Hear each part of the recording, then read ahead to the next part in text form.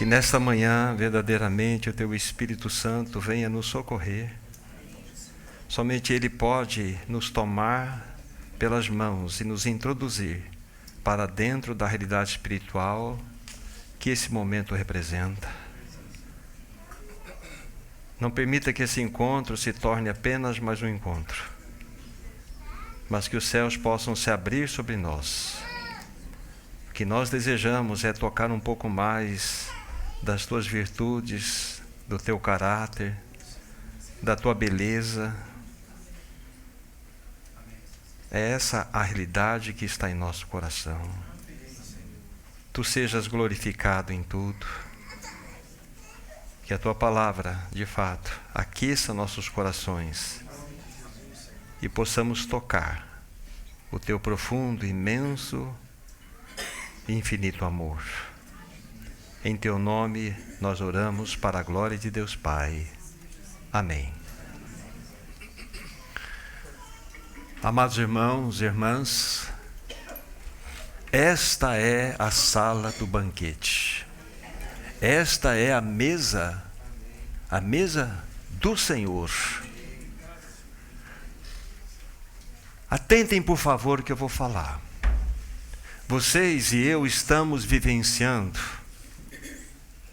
nós estamos aqui realmente experimentando a reunião mais sublime, mais elevada que o povo de Deus possa ter, que é estarmos diante da mesa do Senhor, é estar juntos partindo o pão. Não existe outra reunião mais elevada do que esta. Toda a nossa atenção ela é voltada para o centro.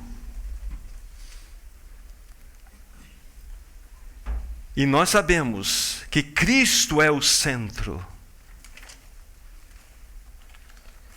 E esta mesa nos fala do maior gesto, da maior expressão de amor já registrada neste universo. Cristo deu a sua vida por nós naquela cruz. Indignos pecadores que éramos, que somos. Quando nós olhamos para essa mesa, nós vemos o pão. E o pão tem uma comunicação a falar ao nosso coração. Esse pão fala que o corpo dele foi moído pelas nossas iniquidades.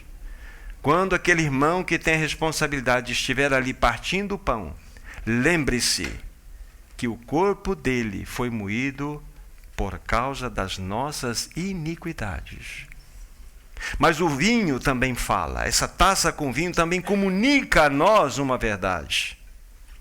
É que o sangue de Cristo foi derramado em nosso favor, para que todos os nossos pecados fossem redimidos. Que mesa maravilhosa é esta, amados irmãos?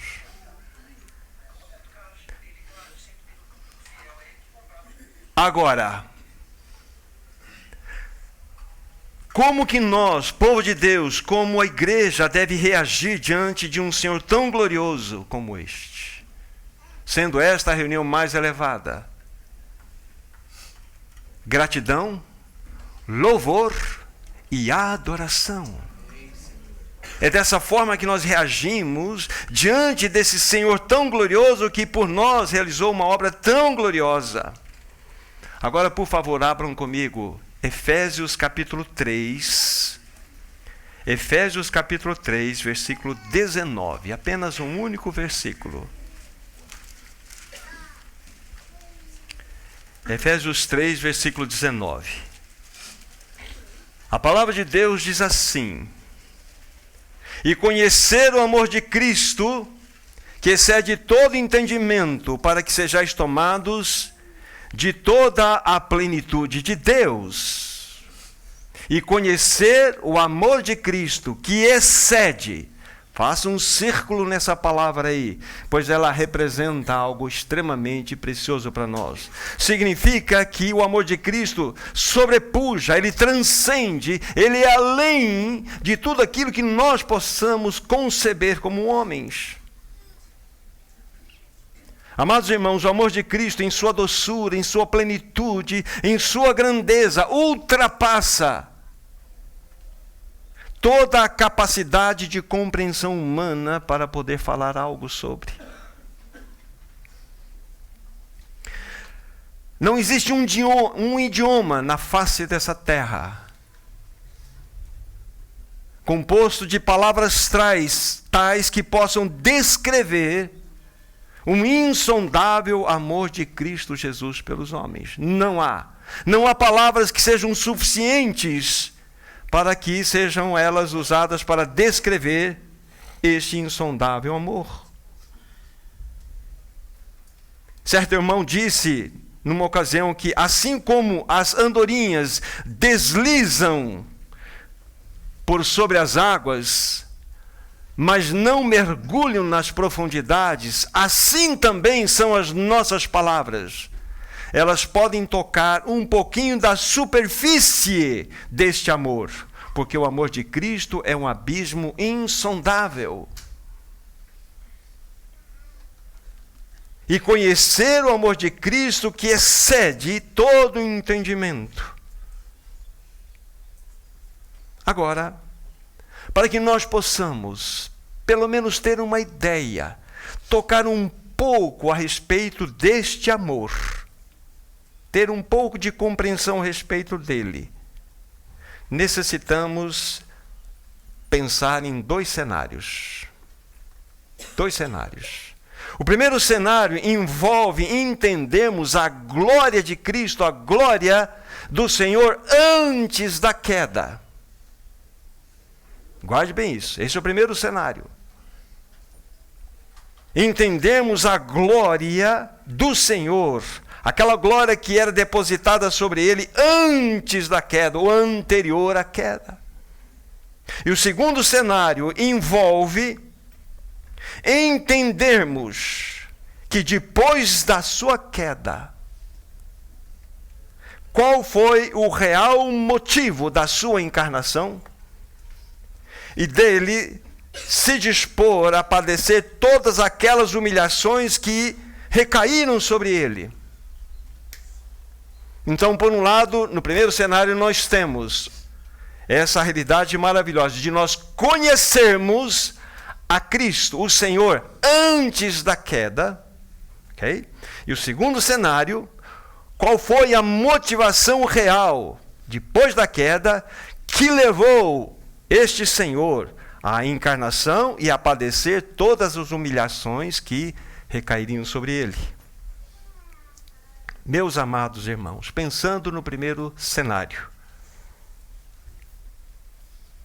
que é antes da queda, o teu amado Senhor estava exaltado no mais alto, elevado trono desse universo. Ele estava entronizado nos mais altos céus. Ele era o próprio Deus. Tudo havia sido criado por ele, através dele e para ele. E ele, de maneira soberana, com sua mão de poder, governava todas as coisas. Mais do que isso, os querubins e os serafins rodeavam o seu trono com louvores constantes. Ele reinava de modo supremo nesse universo. Havia uma harmonia, um canto nesse universo.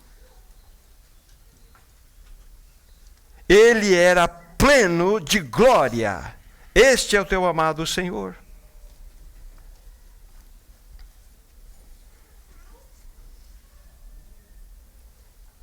Mas algo aconteceu. Algo aconteceu.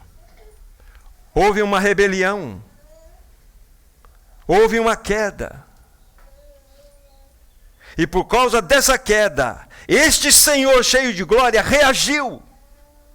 Eu chamo aqui a reação de amor daquele que era detentor de toda a glória. Aqui nós começamos a então entrar no segundo cenário. Com certeza vocês vão lembrar, não precisam ir lá. Filipenses capítulo 2, a partir do versículo 6. Pois ele, subsistindo em forma de Deus, não julgou como usurpação o ser igual a Deus. Antes, a si mesmo se esvaziou, assumindo a forma de servo, tornando-se semelhante aos homens, e, reconhecido em figura humana, tornando-se obediente até a morte e morte de cruz, ele se humilhou. Aqui entra então, como eu estava falando, já um primeiro passo nesse cenário. Qual foi a reação do Senhor diante da queda do homem? Quem é que pode descrever até onde o nosso amado Senhor precisou ir para nos salvar? Quem é que pode? Quem é que pode dizer o quanto ele precisou descer? Conforme na leitura exposta aqui, ou falada, ele se esvaziou da sua glória. Ele tornou-se semelhante aos servos. Ele se tornou uma figura humana. E lá em Isaías nos mostra a palavra de Deus que ele não era apenas um homem, mas era um homem de dores e que sabe o que é padecer. Ele era desprezado, o mais rejeitado entre todos os homens. Amados irmãos, ele padeceu. O teu amado Senhor, o meu amado Senhor, padeceu uma incomparável agonia. Nunca perca de cena o primeiro cenário da sua mente. Lá em Isaías 53, versículo 5, assim está escrito: mas ele foi traspassado pelas nossas transgressões e moído pelas nossas iniquidades. O castigo que nos traz a paz estava sobre ele, e pelas suas pisaduras fomos sarados. Charles Spurgeon, olhando para esse texto, ele pega essa parte final do texto e separa a palavra pisaduras. E essa palavra significa feridas, vergões, contusões, listras. Significa golpes violentos. Spurgeon então nos remete para o azorrague romano, para o açoite romano. E ele então, na sua reflexão sobre essa passagem, ele diz que aqueles açoites, ou aquele açoite, ele era feito de tendões dos bois e ossos que eram afiados, e depois eles eram entrelaçados entre as tiras dos tendões.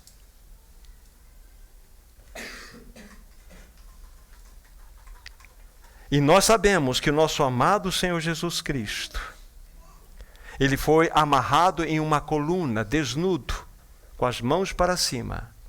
E ali ele sofreu violentamente a dor daqueles açoites. Para vocês terem uma ideia, então cada vez que o açoite brandia sobre as costas do nosso amado Senhor, aquelas tiras ficavam presas na pele. E no movimento de trazer novamente o chicote, era rasgada toda a pele das costas do teu amado Senhor. O propósito do açoite era expor os ossos da vítima. Muitos não suportavam. Spurgeon, considerando isso, ele falou: naquele momento que o Espírito mostrou-me esta realidade, a minha vontade foi para ir para o meu quarto e chorar, e chorar, e chorar.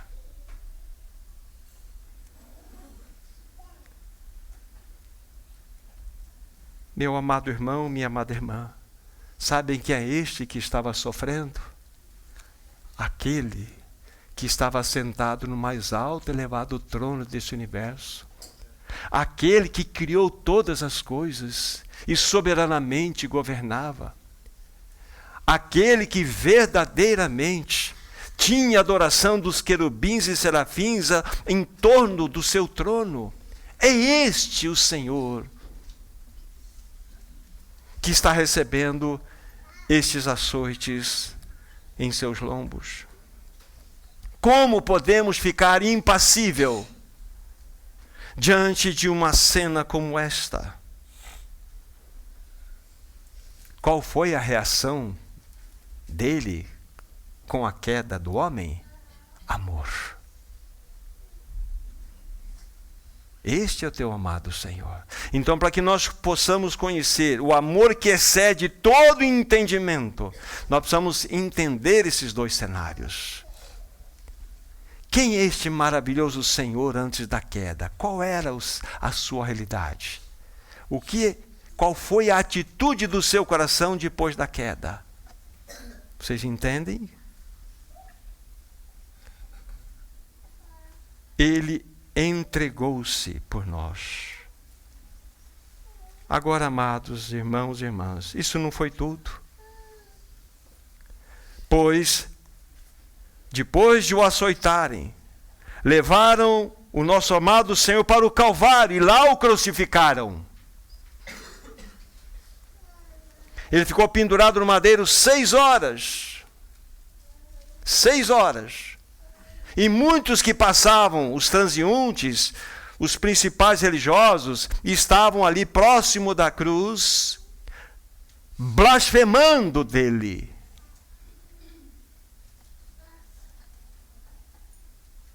É algo que precisa tocar nosso coração. Zombavam dele. É impressionante. Quando a gente pensa nisso, nesse cenário, vai chegar um determinado momento onde os líderes vão dizer o seguinte: salvou os outros, a si mesmo não pôde salvar-se. Diz que é rei de Israel, desça daí e nós creremos nele. Sabe, minha irmã, eles pensavam que Jesus estava preso naquela cruz por causa dos pregos. Não foram os pregos que seguraram Cristo naquela cruz, Carol. Foi o amor dele por você. Sabe, Zé? Não foram os cravos que prenderam Jesus na cruz. Foi o amor dele por você. Que Senhor é este? Que Senhor é este? E nós sabemos que esta não foi a maior dor do Senhor, ainda que é inimaginável para nós tudo isso que está ocorrendo na vida dele. Vocês sabem que, diz a palavra de Deus, perto da hora nona, perto das 3 da tarde, ele bradou: Deus meu, por que me abandonaste? Por que Deus o abandonou?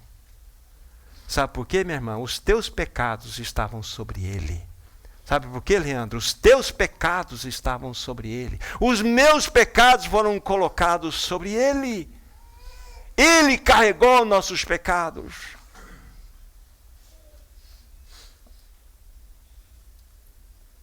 Por que, Senhor? Quem pode medir este amor que excede todo entendimento? Quem pode medir? A palavra de Deus diz assim: ninguém tem maior amor do que este, de dar a alguém a vida pelos seus próprios amigos. Como nós vamos compreender? Nós somos como aquelas andorinhas que, de fato, voam sobre a superfície das águas, mas não entram nas profundezas. Nós temos uma mera compreensão desse amor. Quem era este que está padecendo tanto? Era aquele que tinha toda a glória, mas abriu mão da sua glória. Que amor é este? Que amor é este? Por que Deus o abandonou? Porque, como disse, ele estava carregando os nossos pecados sobre o seu santo corpo. Por que ele ficou preso naquela cruz? Porque ele verdadeiramente nos amou e nos ama. Vocês entendem esse cenário? Então, quando nós colocamos esses dois cenários juntos, nós temos esta realidade. Permito-me ler uma estrofe de um dos cânticos que nós entoamos aqui em louvor ao Senhor. E aqui nessa estrofe encontra-se esses dois cenários juntos. O alto trono era seu. Dos anjos tinha adoração, mas tudo por amor deixou. Descendo aqui em servidão, me procurou, sacrificou a alta posição do céu, buscou-me, glória ao nome seu. Que Senhor é esse que você tem, meu irmão? Chora, alma! Senhor, quebra a dureza da nossa alma. Como ficar impassível diante de uma situação como esta? Por isso, essa é a mesa da adoração, essa é a mesa do louvor. Nós nos reunimos para nos lançar aos pés dele, glorificar o seu santo nome, bendizer esse Senhor tão glorioso.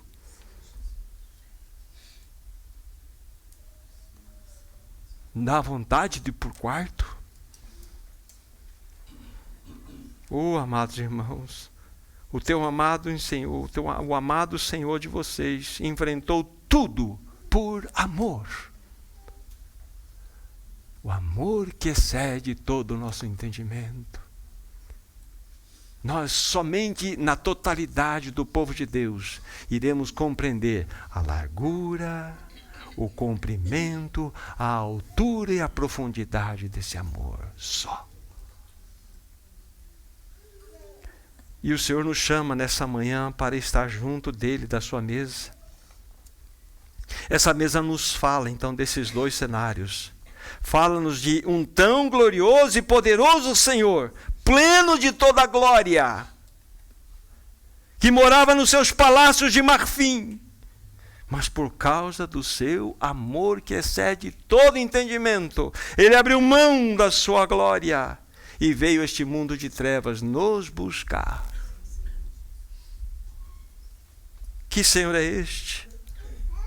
A sua grande motivação, a sua grande reação, o seu amor infinito, o seu incomparável amor, o seu amor abismal. Deixe-me encerrar dizendo isso. Se você crê de todo o seu coração que este Senhor tão maravilhoso deu a vida dele por você naquela cruz, se você recebeu esse Cristo maravilhoso, você é convidado a participar desse momento. Que convite precioso. Que o Senhor receba de todos nós louvor e adoração. Ele é o amado da tua alma. Maravilhoso Senhor. Quem como tu, Senhor? Tu que gozavas do alto trono, tu que dos anjos tinha adoração, os querubins, os serafins rodeavam o teu trono em adoração. Mas por amor tu deixaste a tua glória e vieste ao nosso encontro. Tu te sacrificaste, tu abriste mão da tua própria vida para salvar indignos pecadores como nós. E nessa manhã nos reunimos aqui nesse lugar para louvar, para bendizer o teu grandioso, poderoso nome. Receba do teu povo nessa manhã toda a adoração, todo o louvor, toda a gratidão. Em teu nome, Jesus, nós oramos. Amém.